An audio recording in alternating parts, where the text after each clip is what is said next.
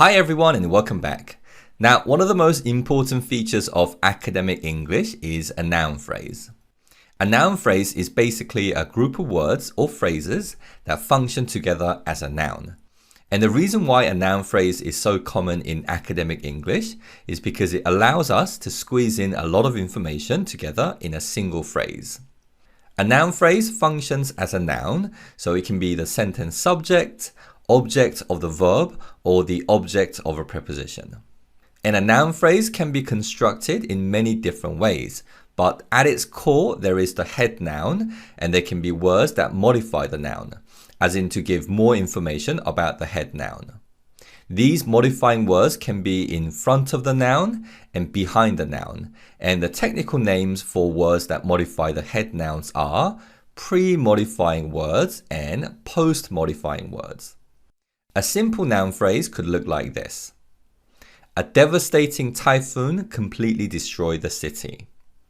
So in this sentence, the noun phrase is a devastating typhoon, and the pre-modifying words are the article "a" and the adjective devastating. The head noun is typhoon. Let's take a look at another example of a noun phrase in a sentence. Every student from Mr. Marx's class failed the test. So in this sentence, the noun phrase is every student from Mr. Marx's class, and it functions as the sentence subject.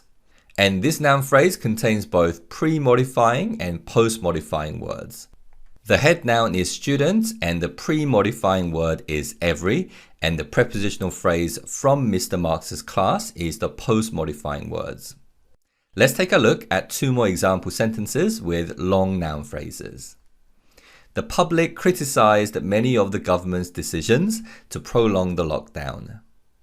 Both of my neighbors whom I've had arguments with have sold their houses. Okay, so in the first sentence, we have a very long noun phrase that functions as the object of the verb criticize.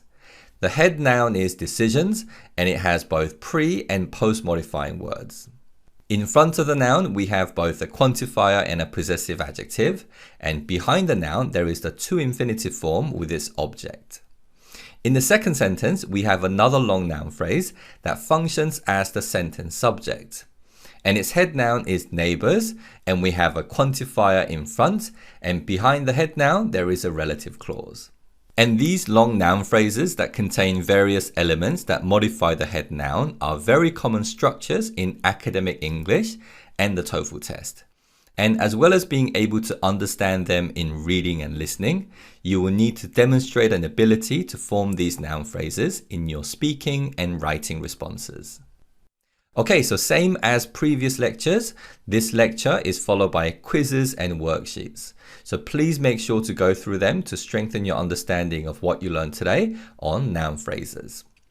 That's it for this lecture on noun phrases.